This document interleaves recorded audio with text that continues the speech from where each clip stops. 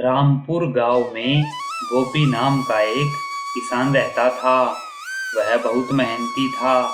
उसके पास दो बैल थे, हीरा और कालू। गोपी अपने दोनों बैलों से बहुत प्यार करता था और दोनों बैल भी गोपी का कहना मानते थे।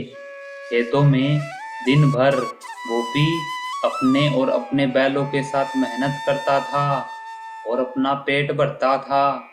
इसी तरह समय बीतता गया और एक दिन जब गोपी अपने बैलों के पास आता है तो देखता है कि उसका एक बैल हीरा उदास बैठा हुआ है और चारा भी नहीं खा रहा। गोपी जब हीरा के पास जाता है तो देखता है कि हीरा को तो बहुत तेज बुखार है और उसमें ठीक से खड़ा होने की भी जान नहीं है। गोपी कहता है, अरे ये हीरा को तो बहुत तेज बुखार है, इसको तो डॉक्टर को दिखाना होगा। अगले दिन डॉक्टर आता है और हीरा की जांच करने लगता है। डॉक्टर गोपी से कहता है, गोपी इसको तो बहुत तेज बुखार है, इसको जल्द से जल्द इलाज करना होगा, नहीं तो यह मर जाएगा।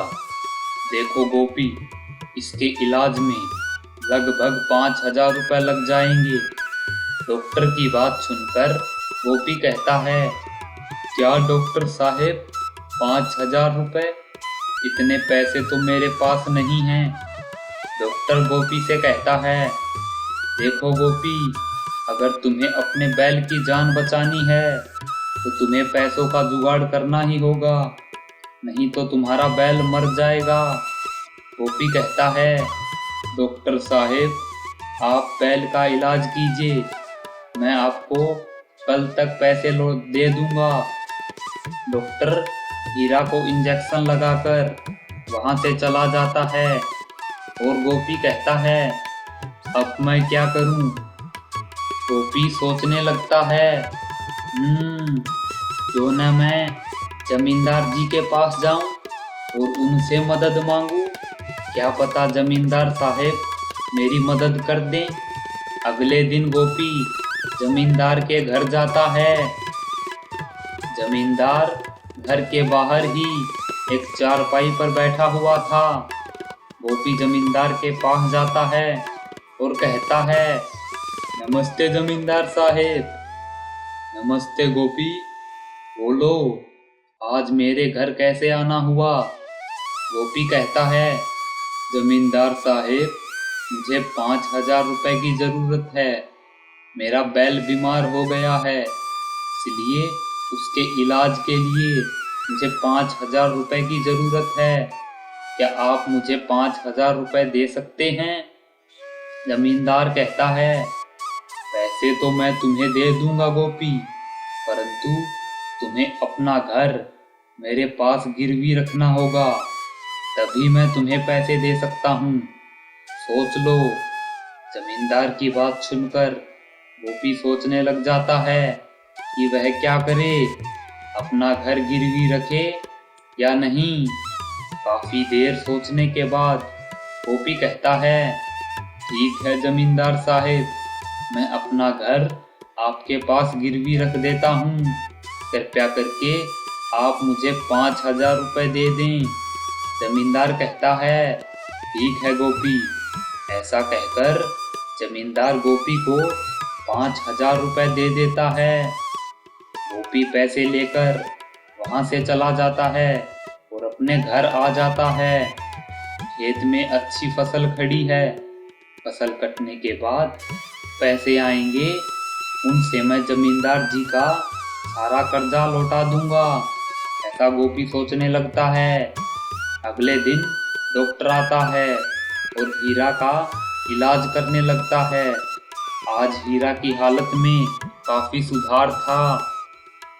डॉक्टर गोपी से कहता है, गोपी अब 1-2 हफ्तों में ही तुम्हारा बैल बिल्कुल ठीक हो जाएगा। डॉक्टर की बात सुनकर गोपी कहता है, शुक्रिया डॉक्टर साहेब, ये लीजिए आपके 5,000 रुपये। गोपी डॉक्टर को पैसे दे देता है और डॉक्टर वहां से चला जाता है। कुछ ही दिनों में हीरा बिल्कुल ठीक हो जाता है। गोपी बहुत खुश था क्योंकि उसकी फसल भी अब पककर तैयार हो गई थी।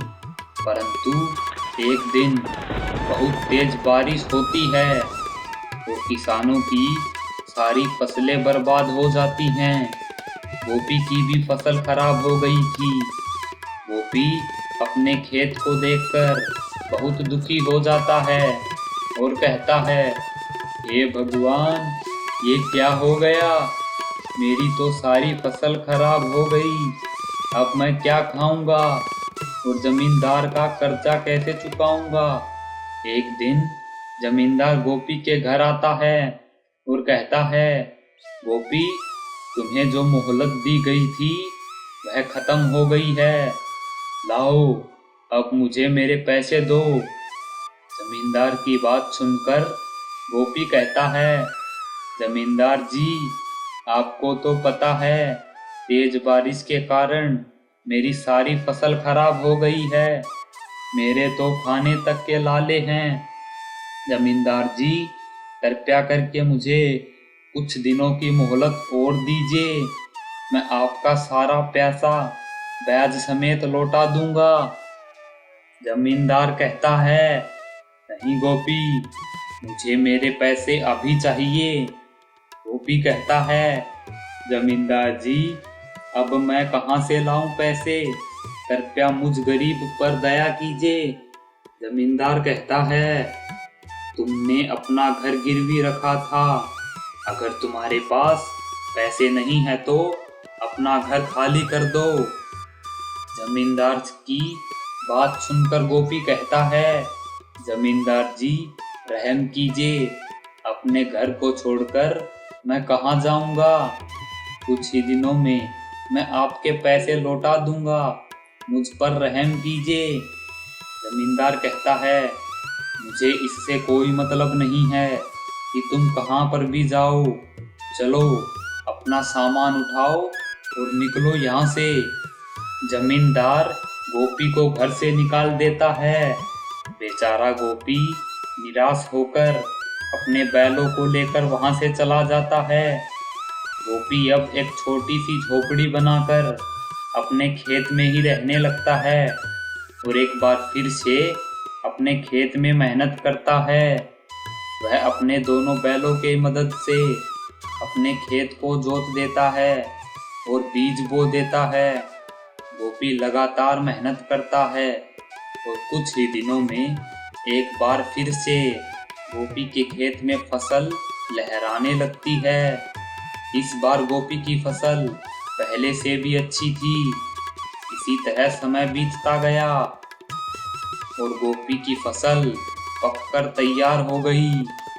फसल को काटकर गोपी बाजार में बेच देता है और उसके पास बहुत सारे पैसे आ जाते हैं। गोपी सोचता है, अब मैं जमींदार जी से अपना घर वापस छुड़वा लूंगा, उनका सारा पैसा लौटा दूंगा। गोपी जमींदार के घर जाता है और जमींदार से कहता है, जमींदार जी, ये लीजिए आपके पैसे। कृपया करके मुझे मेरा घर लौटा दीजिए।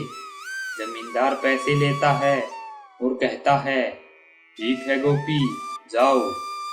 इस तरह गोपी अपने बैलों के साथ मेहनत करता है और जमींदार से अपना घर वापस ले लेता है। गोपी अपने बैलों को घर ले आता है और खुशी खुशी रहने लगता है। इसीलिए कहते हैं, हमें मेहनत करते रहना चाहिए, क्योंकि एक ना एक दिन हमें भगवान मेहनत का फल जरूर देते हैं।